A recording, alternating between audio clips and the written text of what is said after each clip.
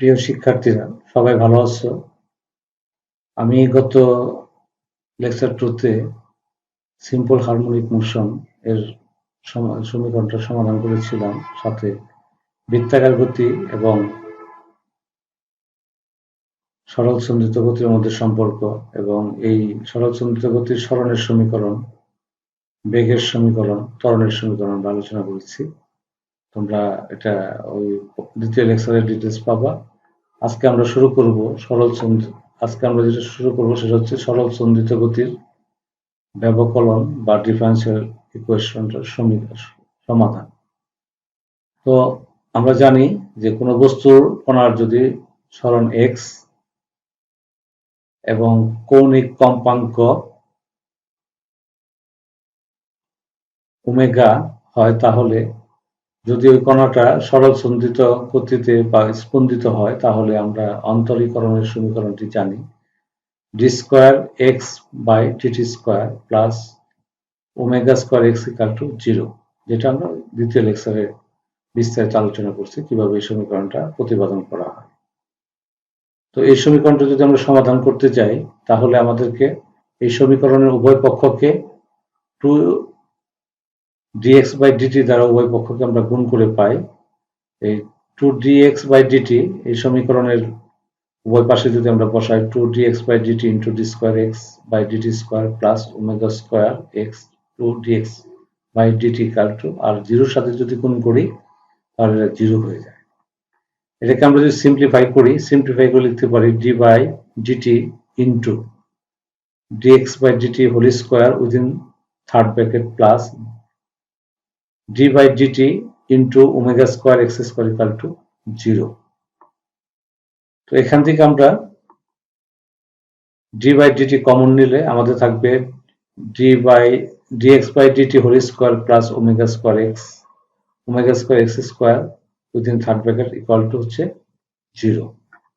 এখন এই সমীকরণটা আমরা উভয় পক্ষকে যদি ইন্টিগ্রেশন করি বা সমাকলন করি বা যোজিতকরণ করি, তাহলে আমরা লিখতে পারবো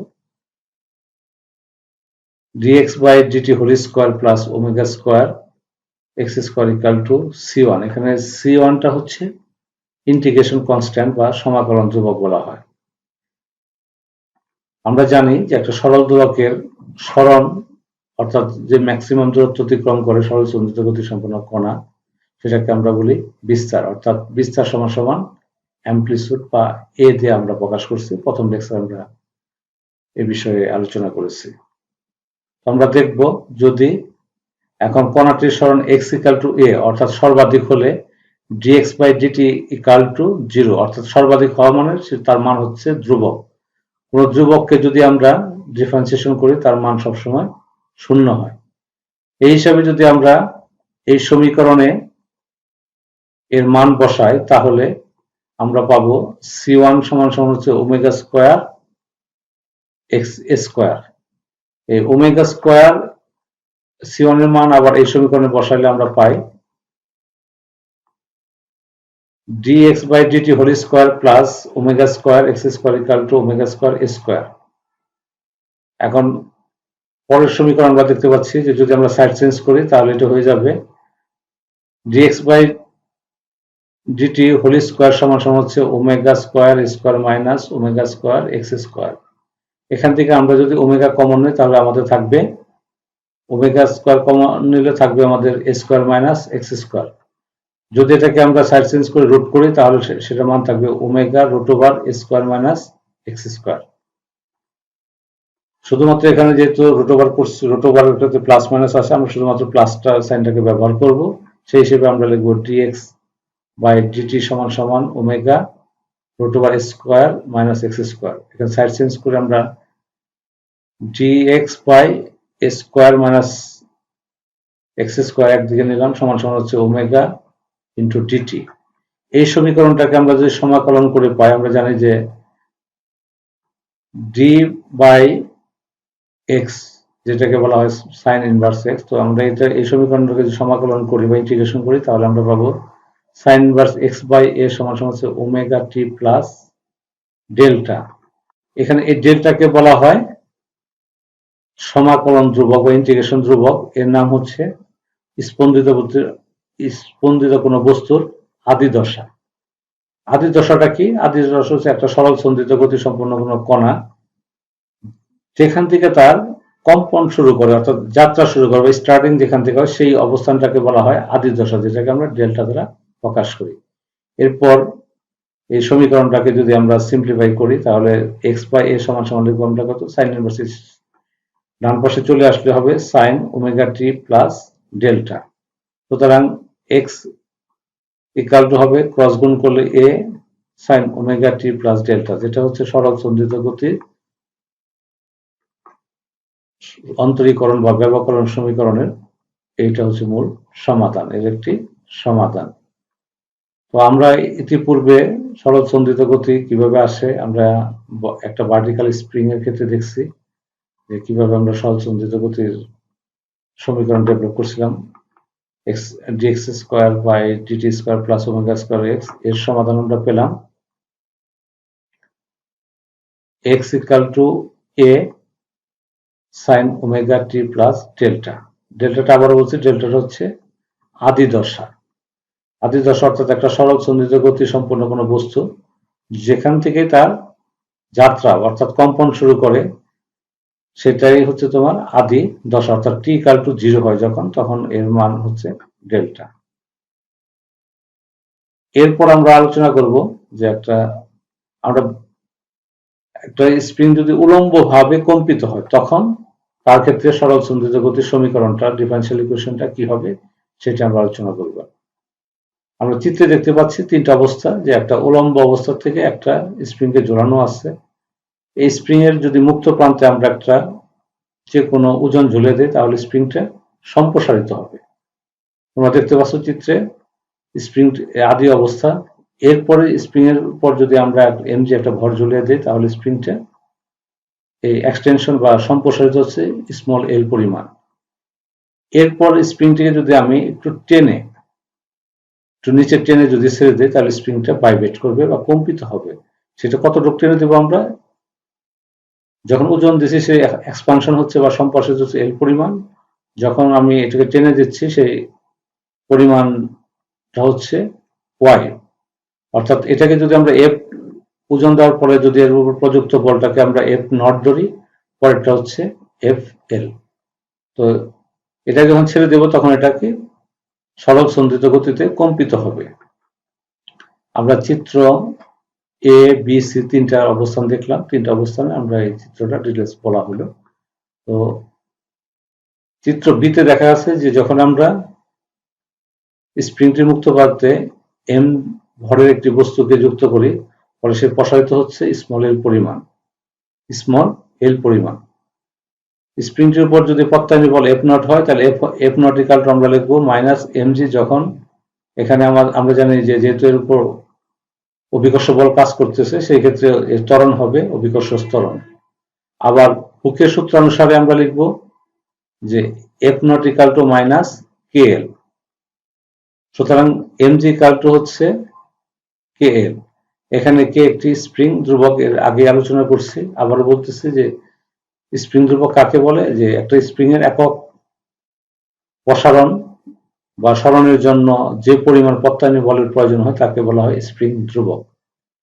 আমরা চিত্রস্থিতিতে আবার যাই, এখানে আমরা ওয়াই পরিমাণ যদি আমরা টেনে নিচের দিকে ছেড়ে দেই তাহলে এটাকে উপর এবং নিচে সে ভাইব্রেশন বা দুলতে থাকবে। তাহলে এর উপর প্রযুক্ত বল যদি এফ ধরি তাহলে F equal to MG minus F one সমান হচ্ছে MG minus K L plus Y. আর এফ ওয়ানটা হচ্ছে যে স্প্রিং এর টার্ম, যেটা F one equal to K into Y plus L, যেটা আমরা চিত্রে দেখানো আছে। তো এই সমীকরণটা যদি এমজির মান বসিয়ে দিই তাহলে আমরা পাবো F equal to minus K L minus K Y সমান হচ্ছে কে এল কাটা যাবে, শুধুমাত্র থাকবে আমাদের মাইনাস কে ওয়াই। অর্থাৎ স্প্রিংটি যখন আমি টেনে ছেড়ে দেব তখন তার উপর প্রযুক্ত বল এফ ইকুয়াল টু হবে মাইনাস কে ওয়াই। কিন্তু আমরা নিউটনের গতির দ্বিতীয় সূত্র অনুসারে জানি যে F equal two M A. এখানে এ হচ্ছে স্প্রিং এর কম্পনের দিকে ত্বরণ। সুতরাং এফ এর পরিবর্তে যদি আমরা mg বসাই, এম এ বসাই, তাহলে হবে F M equal to minus K Y. সুতরাং এ ইকাল টু হবে minus K by M Y. আবার আমরা জানি ত্বরণের সংজ্ঞানুসারে ত্বরণ এ ইকাল টু, আমরা গত ক্লাসে যখন আমরা সরল সঞ্চিত গতির ব্যবকলনের সমীকরণ বা ডিফারেনশিয়াল ইকুয়েশন প্রতিপাদন করেছি, তখন দেখছি যে A equal to D square X by DT square. এখানে যেহেতু এখানে হবে, যেহেতু উলম্বর দিকে আমরা সরণটা ধরছি ওয়াই, অতএব এখানে হবে D square Y by DT square plus A into, আবার বলছি যে এর পরিবর্তে আমরা যদি বসাই যে D square Y by DT square সমান সমান হচ্ছে K by M Y equal to zero, অর্থাৎ D square Y by DT square plus omega square Y equal to zero. এখানে ওমেগা সমান সমান আমরা জানি ওমেগা সমান সমান হচ্ছে root over K by M. এই সমীকরণকে আমরা বলি সরল সন্ধিত গতির ব্যবকলন সমীকরণ। শুধুমাত্র কোন ক্ষেত্রে? সেটা হচ্ছে উলম্বভাবে একটা স্প্রিংকে যখন কম্পিত হয় তার ক্ষেত্রে এটা সরল সন্ধিত গতির ক্ষেত্রে। আর অনুভূমিকভাবে যেটা ছিল সেখানে ছিল এক্স, ওয়াই এর পরিবর্তে ছিল এক্স, আর যখন আমরা উলম্ব দেব তখন সেটা হবে ওয়াই। দুটো সমীকরণ সেম, শুধুমাত্র পার্থক্য হচ্ছে যখন স্প্রিং অনুভূমিকভাবে ভাইব্রেশন করে বা কম্পিত হয় তখন হচ্ছে এক্স হবে, আর যখন তোমার উলম্বভাবে হয় তখন হবে ওয়াই।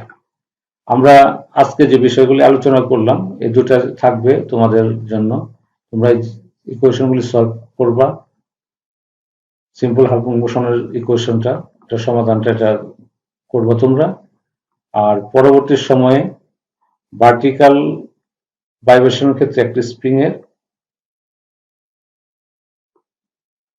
সরল সন্ধিত গতির সমীকরণ তোমরা প্রতিপাদন করবা। আমরা আবার বলছি যে তোমাদের যেগুলি আমরা পড়াচ্ছি সেগুলি তোমরা সাবজেক্ট ওয়ারি আলাদাভাবে একটা নোট খাতায় নোট করবা। পরবর্তী সময়ে স্বাভাবিক ক্লাসের সময় এটা আমরা আলোচনা করব, যাতে তোমাদের এই বিষয়গুলি আবার আমরা পুনরালোচনা করতে পারি এবং তোমাদের বুঝতে সুবিধা হয়। যেহেতু আমাদের ক্লাসগুলো ইন্টারাকশন হচ্ছে না, সেক্ষেত্রে আপাতত এই ব্যবস্থায় থাকবে। পরবর্তী সময়ে আমরা চেষ্টা করতেছি তোমাদের লাইভ ক্লাস নেওয়ার জন্য। লাইভ ক্লাসে যদি আলোচনা সম্ভব হয় তাহলে আমরা এগুলো আবার ডিটেলস করব। লাইভ ক্লাসের সমস্যা হচ্ছে সার্বক্ষণিক ইন্টারনেট ব্যবস্থা বা বিদ্যুতের ব্যবস্থা না থাকার কারণে আমরা লাইভ ক্লাসটা নিতে পারছি না, যে কারণে আমাদের টিউটোরিয়ালের ভাবে তোমাদের লেকচার দিতে হচ্ছে। তারপর যদি কারো কোনো সমস্যা থাকে তোমরা, আমাদের মোবাইল নাম্বার আছে, সাবজেক্টিভ টিচারের নাম্বার আছে, আমার নাম্বার আছে, আমার বিষয়ে কোনো সমস্যা হলে তুমি অবশ্যই আমাদের সরাসরি ফোন দিতে পারো কোনো বিষয়ে তোমাদের কোনো বুঝতে সমস্যা হলে।